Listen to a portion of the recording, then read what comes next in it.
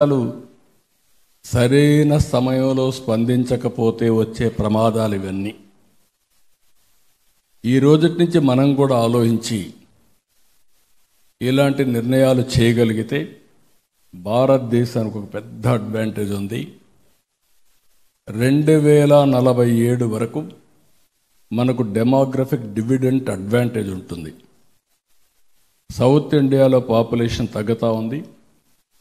UP, బీహార్లో population కొద్దిగా పెరుగుతూ ఉంది.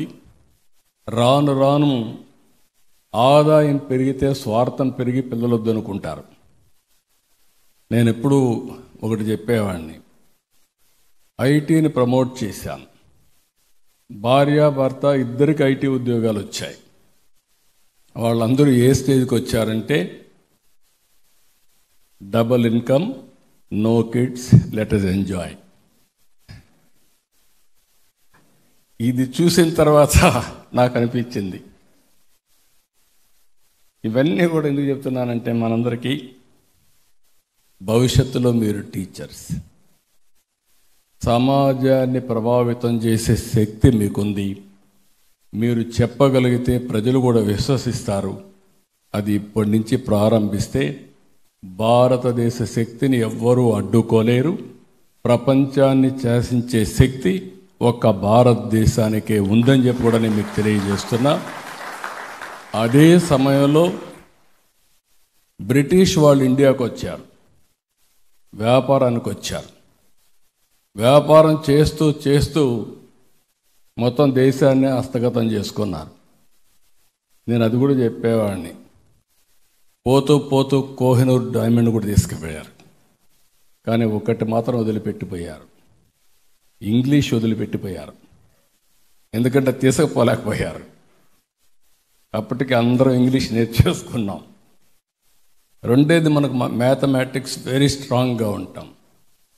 మ్యాథమెటిక్స్, ఇంగ్లీష్ రెండు కలిపి ఐటీలో ప్రపంచంలో ఒక పెద్ద శక్తివంతమైనటువంటి ఇంటలెక్చువల్ కమ్యూనిటీ తయారైంది.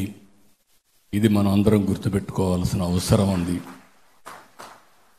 మనం కానీ జనాభా మేనేజ్మెంట్ చేయగలిగితే 2047 లేకపోతే ఇంకో 10 సంవత్సరాల తర్వాత 100 దేశాల్లో సర్వీస్ పేరుతో ఆ దేశాల్లో కార్పొరేట్ గవర్నెన్స్లో, పబ్లిక్ గవర్నెన్స్లో మనమే ఉంటాం. మన అవసరం అందరికీ ఉంటుంది. ఇది యథార్థం అని చెప్పి కూడా నేను మీకు తెలియజేస్తున్నా.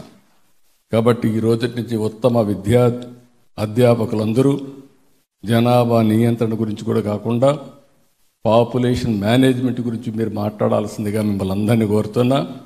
ఒకప్పుడు నేను చెప్పేవాడిని, break silence, talk about AIDS అని చెప్పా. ఇప్పుడు మళ్ళీ మీకు చెప్తున్నా, నిశ్శబ్దం మానండి, పాపులేషన్ గురించి మాట్లాడండి, జనాభా గురించి మాట్లాడండి, పాపులేషన్ మేనేజ్మెంట్ గురించి మాట్లాడండి. ఇక డిపార్ట్మెంట్కి వస్తే అనేకమైన మార్పులకి నేను కూడా ప్రత్యక్ష సాక్షిగాని నేను చాలా పనులు చేశాను విద్యా విధానంలో. ఒకప్పుడు నేను చూసేవాడిని, ప్రాంతీయ అసమానతలు ఎక్కువగా ఉండేటివి. ఇక్కడ